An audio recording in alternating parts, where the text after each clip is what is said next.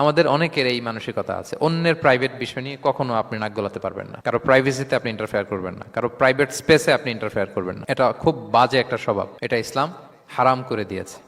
আমাদের অনেকের মধ্যে আছে খুঁটে খুঁটে, ভাই এটা কি ওইটা কি করছেন, সরকারি চাকরি না প্রাইভেট চাকরি, বেতন কত, বয়স কত, ওইটা কত ওইটা কত, হাবি যাবি, এটা তার ইটস নট হিজ বিজনেস। তারপরে মানুষ খুঁচিয়ে খুঁচিয়ে নিঃসন্তান দম্পতি আমি দেখেছি, তাদেরকে পেলে অনেকে, ভাই কি সমস্যা, কয় বছর হইল, বাচ্চা নিচ্ছেন না কেন, কবে হবে, কার সমস্যা, আপনার সমস্যা না ভাবির সমস্যা, বেটা তোর কি সমস্যা ওইটা বল।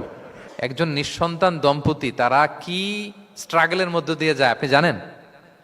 এটা তার জন্য পরীক্ষা, ওই পরীক্ষার মধ্যে আপনি খুঁচিয়ে খুঁচিয়ে, মানে সে kind of his a gynaecologist, treatment দিচ্ছে, ভাই কি হয়েছে এইটা ওইটা, তাদেরকে বিব্রত করে একটা পরিস্থিতিতে ফেলা, এম্বারাসিং একটা সিচুয়েশনে ফেলা, এটা হারাম। এই ম্যানারগুলো ইসলাম আমাদেরকে ধরে ধরে শেখায় যে এটা তোমার বিজনেস না, তুমি খুঁচিয়ে খুঁচিয়ে মানুষের ব্যক্তিগত বিষয় যেটাতে সে বিব্রত বোধ করে, এগুলো তুমি জিজ্ঞেস করতে পারো না।